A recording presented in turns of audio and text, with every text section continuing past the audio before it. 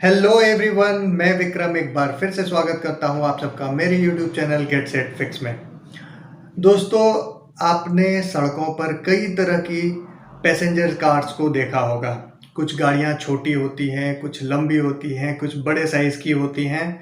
तो आज के इस वीडियो में हम जानेंगे कि इन पैसेंजर कार्स को इंडिया में किन किन सेगमेंट्स में डिवाइड किया गया है। बेसिकली अगर देखा जाए तो इंडियन रोड पर मौजूद गाड़ियों को 6 सेगमेंट्स में डिवाइड किया गया है और इनमें से कुछ सेगमेंट्स को सब सेगमेंट्स में भी डिवाइड किया गया है। यानी टोटल अगर हम सारे सेगमेंट्स की बात करें तो हमारे पास में 15-16 सेगमेंट्स हो जाएंगे। दोस्तों, एक समय था जब इंडिया में टोटल 15-16 कार्स के मॉडल ही मौजूद थे और एक आज का समय है जब हमारे पास में 15-16 सेगमेंट्स मौजूद हैं और इंडिया में लगभग 25 से 30 ऑटो कंपनियां जो हैं वो रन कर रही हैं। एक रफ कैलकुलेशन अगर आप करते हैं तो हमारे यहाँ पर रोड में लगभग 150 से 200 कार्स के मॉडल्स, पैसेंजर कार्स के मॉडल्स जो हैं वो मौजूद हैं। तो इनमें सबसे पहला मॉडल है हैचबैक कार्स का। हैचबैक कार्स बेसिकली छोटे साइज़ की गाड़ियां होती है जिसमें 5 पैसेंजर्स के लिए स्पेस होता है। इसमें आपको सामान रखने के लिए कुछ एक्स्ट्रा स्पेस नहीं मिलता है। 5 पैसेंजर्स के बाद में आपको जो थोड़ा सा जगह मिलता है वही आपका बूट स्पेस होता है। इसमें बूट के लिए एक्स्ट्रा कुछ डिज़ाइनिंग नहीं किया जाता है। तो चलिए एग्जाम्पल से जानते हैं कि कौन कौन सी गाड़ियां हैं जो हैचबैक कार्स में आती हैं। तो हैचबैक कार्स को भी फर्दरली 3 सब सेगमेंट्स में डिवाइड किया गया है, जिसमें से पहला है एंट्री लेवल हैचबैक कार। तो एंट्री लेवल हैचबैक में आपकी मारुति की ऑल्टो, रेनो की क्विड या फिर हुंडई की इओन, इस तरह की गाड़ियां आती हैं जो बहुत ही छोटे साइज़ की होती हैं। इनका ग्राउंड क्लियरेंस भी काफ़ी कम होता है, इनके व्हील्स काफ़ी छोटे होते हैं और प्राइस के मैटर में भी ये गाड़ियां काफ़ी सस्ती होती हैं। हैचबैक कार्स का दूसरा सब सेगमेंट है compact size hatchback. Compact size hatchback cars entry level hatchback से थोड़ी सी बड़ी साइज़ में होती है, थोड़ी स्पेशियस भी होती है और इसका इंजन भी जो है वो एंट्री लेवल हैचबैक से थोड़ा ज़्यादा पावरफुल होता है। एग्जाम्पल के लिए मारुति की Swift, Maruti Wagon R, Tata Tiago, Ford Figo, ये सारी गाड़ियाँ कॉम्पैक्ट हैचबैक के कैटेगरी में आती हैं। इसके बाद हैचबैक का तीसरा सब सेगमेंट आता है premium hatchback. Premium hatchback compact hatchback से साइज़ में थोड़ी सी बड़ी होती है और इसमें लग्जरी फीचर्स ज़्यादा होते हैं। ये गाड़ी थोड़ी ज़्यादा लग्जरियस होती है, थोड़ी आरामदेह होती है और इसका इंजन साइज़ भी कॉम्पैक्ट हैचबैक से थोड़ा सा ज़्यादा पावरफुल होता है। एग्जाम्पल के लिए Maruti Baleno, Hyundai i20, Tata Altroz etcetera, ये सारी गाड़ियाँ आपकी जो है प्रीमियम हैचबैक कार्स में आती हैं। हमारा दूसरा सेगमेंट है सेडान कार्स।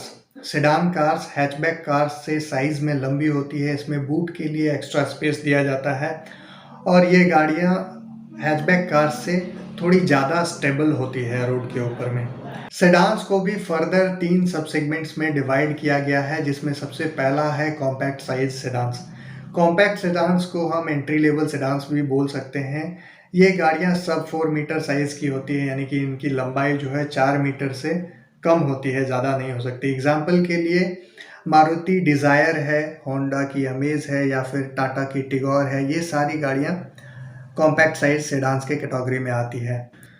सेडान्स की दूसरी सब कैटेगरी होती है एग्जीक्यूटिव सेडान्स। एग्जीक्यूटिव सेडान्स लंबाई में 4 मीटर से ज़्यादा लंबी होती है और ये कॉम्पैक्ट सेडान्स से ज़्यादा पावरफुल भी होती है और उससे ज़्यादा आरामदायक भी होती है। एग्जाम्पल के लिए Hyundai Verna, Maruti Ciaz, Toyota Yaris या होंडा सिटी। इसके बाद सेडान की तीसरी सब कैटेगरी आती है जिसे हम कहते हैं लग्जरी सेडान। जैसा कि इसके नाम से ही पता चल जाता है, ये गाड़ियाँ काफ़ी ज़्यादा लग्जरियस होती है और दूसरे सेडान्स के कंपेयर में इसका इंजन भी ज़्यादा पावरफुल होता है। एग्जाम्पल के लिए Honda Civic, Toyota Camry, Hyundai Elantra, Skoda Octavia etcetera. तीसरा सेगमेंट है एसयूवी। एसयूवी का फुल फॉर्म होता है स्पोर्ट्स यूटिलिटी व्हीकल। इन गाड़ियों को ऑन रोड और ऑफ रोड दोनों तरह के यूजेस के लिए बनाए जाते हैं, जिसके चलते इनका व्हील का साइज़ काफ़ी ज़्यादा बड़ा होता है और ग्राउंड क्लियरेंस भी काफ़ी ज़्यादा ऊंचा होता है। एसयूवीज़ को भी फर्दर 3 सब कैटेगरीज में डिवाइड किया गया है, जिसमें से पहला है सब कॉम्पैक्ट एसयूवी। एग्जाम्पल के लिए Tata Nexon, Hyundai venue, Mahindra XUV 300 etcetera. इसके बाद दूसरी सब कैटेगरी है मिनी एसयूवी या फिर मिड साइज एसयूवी। एग्जाम्पल के लिए Hyundai Creta, Kia Seltos, Tata Harrier etcetera. इसके बाद एसयूवी का तीसरा सब सेगमेंट आता है जिसे हम कहते हैं प्रीमियम एसयूवी। एग्जाम्पल के लिए Toyota Fortuner, Mahindra Alturas, Ford Endeavour etcetera. चौथा सेगमेंट है cross over segment.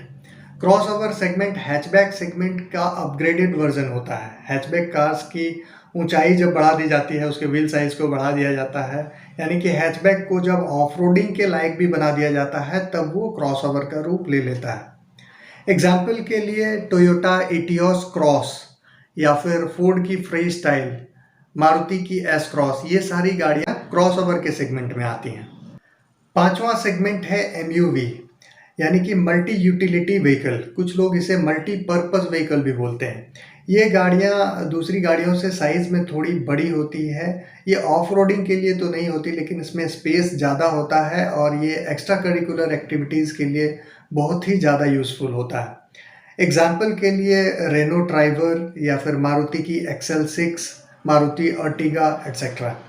Sixth segment पे आती है वैन। वैन साइज़ में छोटी और स्पेस के मामले में अंदर से काफ़ी ज़्यादा स्पेशियस होती है। वैन में बोनट नहीं होता, नॉर्मली इसका इंजन गाड़ी के नीचे लगा हुआ होता है। एग्जाम्पल के लिए मारुति इको। पहले इंडिया में मारुति की ओमनी भी आती थी, जिसे वैन की कैटेगरी में रखा गया था।